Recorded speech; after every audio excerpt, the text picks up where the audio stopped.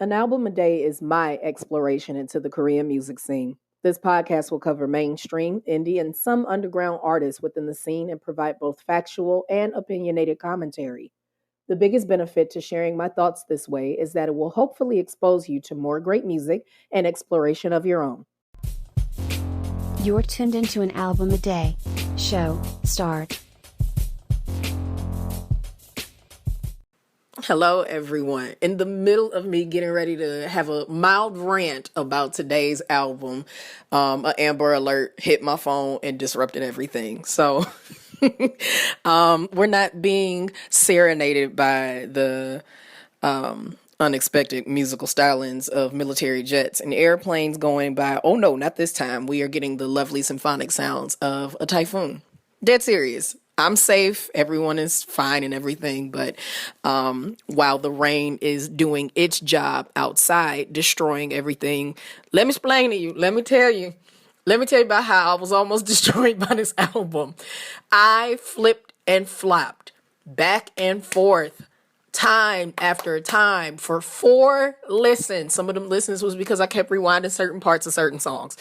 Multiple flipping, flopping, and indecisiveness to finally get my A3Day rating for this. So today we are looking at No.5, which is the 5th Korean studio album and the 9th overall, because good Lord, they have made a lot of albums, but the 5th Korean studio album by 2 p.m. And it was released June 15th, 2015, both in physical format, like you can go get your hands physically on it, and then in digital format on the same day. And it's 42 minutes of adulthood, okay? Like, I know when we talked about the last album that I said grown was grown.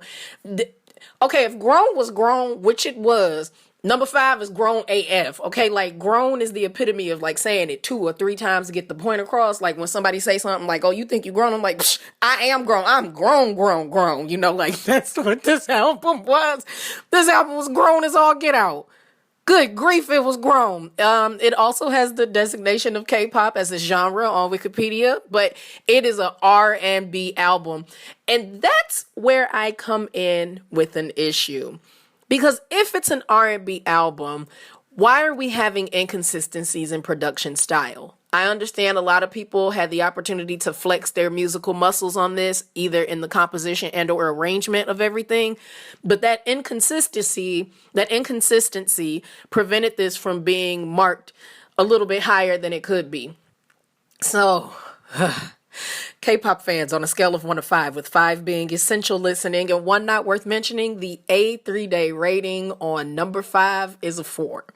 I fought with a 4 and a 4.5. There's no way this would have been a 5. Those inconsistencies are just unacceptable. But like, it's got some 5-star moments. Okay, let's just get into it. Let me explain you. It's 12 tracks on here. It's 12. Almost all of the members of the group had a hand in arranging something, either the music or the lyrics. Somehow, some way, somebody in 2 p.m. put their paws on at least 1 track. With Go Crazy, Jun K was the one who wrote and composed that one. Like we said, you know, he kicked off that lead single for the album. Name of the album, lead single. He did that. This time he comes on with Udi Chip, My House. He wrote it initially for his solo debut, but he was like, let's go ahead and share a version of this with the rest of the group. Sure, why not? It was the only single from the song. The only song that I heard from the album when this came out in 2015. I did a music video reaction to it, and I fell out when Taecyeon came across the screen. My body wasn't ready. Not a fragment of myself was, but I was very impressed with the way that the song delivered. It was extremely grown. It still is grown. I'm here to let you know everything is all right. Just come on over. I got you, baby. Don't worry. And I'm like, ooh, that's real schmexy. Okay, well, I never listened to the whole album until it was time to do this review. Like, ever. This album is just over 4 years old now. And this is the first time I heard it in its entirety. I did that solo and was like, I probably can't handle this. My House was enough. and it had a talking rabbit in it. No, I listened to June K's solo version of it on his album, but again, we're not talking about the soloist just yet. We're only doing the group, so it's a long time before we get there, babies. Long time. But we start rolling. You got My House, Nobody Else, Hallucination, Not the Only One, Hotter Than July, About to Go Insane, Red, Wanna Love You Again, Know Your Mind, Know Your Mind. I want to make sure to emphasize that D so you won't think somebody's saying like, you mine, like, you mine. Know Your Mind, Magic, Jump, Good Man. Okay, so a lot of these songs don't have like, attack you, make you feel some type of way titles. Taekyon is credited for writing and producing the songs. Raps on quite a few of them. It's 12 tracks on here. He's credited for 1, 2, 3, 4, 5, 6 of those. So, hey, get them writing credits. Get them credits, sir. When this debuted, it hit number 1 on the chart. It had No Time to Play Games. It debuted at number 3 on Billboard World Album Charts. So, like, JYP Entertainment is not new to having Billboard moments whatsoever. Like, just out here, just slugging, slapping, choke holding portions of international attention. Let's talk about some of these songs. Track number 3, Hallucination, Hwangak. None of them had anything to do with it in terms of lyrics, music, arrangement. It was done by an artist named E1. And Hallucination is so wonderful. It's very catchy. Like you find yourself grooving to it and really enjoying it. It don't knock you off your feet until 3 minutes. The song is 4 minutes and 8 seconds. It's 4 minutes and 8 seconds. But that last minute, wow, that last minute and 8 seconds delivers. First and foremost, I said that incorrectly. It's not 4:08. It's 3 minutes and 33. That little car horn outside made me realize I was wrong. 3 minutes and 33 seconds. So those last 33 seconds of the song deliver. They deliver. First off, the gentlemen have this very lovely harmony that whoever did the arrangement of the song, E1, decided to put some very unique compressions on their vocals and whatnot to make them basically be the melody, enhance the melody, if you will, of the song, while Taekyon took his deep old voice and said all these lovely things. Ain't nobody. My voice is shaking. Y'all, I'm really sorry for those who just like to listen to the stuff and they're like, I'm nowhere close to being a fan to whoever it is that you're talking about, or I have no familiarity with this group. Y'all let me explain myself. I need y'all to just roll with me. Let my enthusiasm be enticing enough for you to go and listen to these songs. For 3 minutes, the song is on its own, doing its own wonderful things, making you really reflect on the necessity of the love and don't let it be a dream and whatnot. And then he come in talking in English. Why? Like, what was the point? Like, it's a Korean album. It's a lot of English. It's 33 seconds of English. What are you doing? So it's really captivating. I played it 7 times, which counted for 2 full listens of the album again, because I just couldn't get over it. I literally, like, the song was jamming or whatever, and I was taking my notes, and then he started talking. I went, what? I couldn't take it. I had to pause it. It was too much. So you go from that, you go from number 1 fluidly going into number 2 going into number 3, and then you get over to number 4, not the only one. June K wrote it, and he also did the music for it. It feels like something that would have belonged to GOT7 somewhere between their first and second album.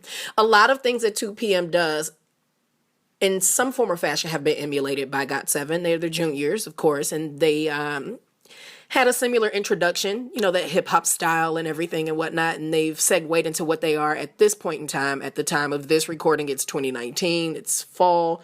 So what they are at this point is a reflection of what this album was. It really could have fit for them, especially the rap part. Like it was like quintessential Mark still figuring out cadences.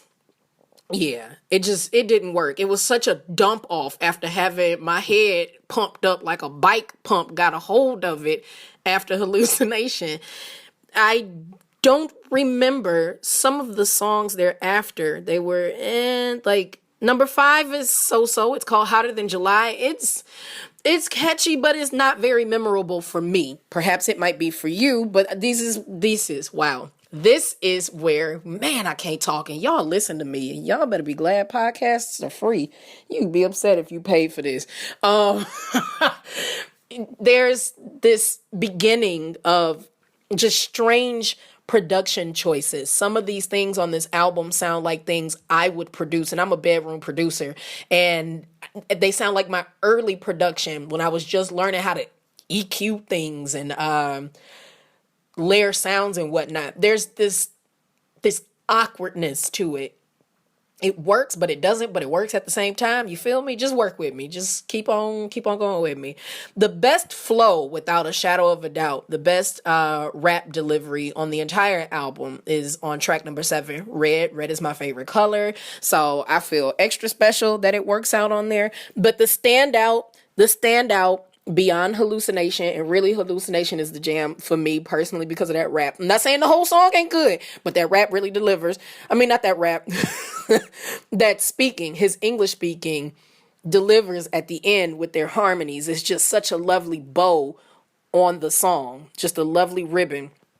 So number 3, Hallucination, and then number 8, Wanna Love You Again.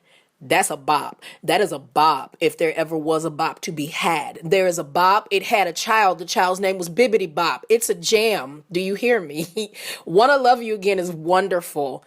And that solidly saved it as a 4. I had just come off of number 5 and number 6 and was like, and I'm like, okay, that's all right. 7 was good. And I'm like, yeah, all right, 4.5. Maybe. Then I was flipping and flopping again. I listened to Wanna Love You Again multiple times. And I felt after that how the album kind of traverses. 4 is sufficient. 4 is sufficient. But you got to listen to it. You have to. You have to. If you really want an album that puts you in a mood of lovey-doveyness and the feels, I strongly recommend checking out number 5. So at this point, oh man, we have just one album left, Gentleman's Game. So the next review will be of their final discography prior to them going on hiatus for military duty, and final thoughts for their entire discography, including the overall rank. I hope you enjoyed this one, and I'll check you in the next episode. Bye, y'all.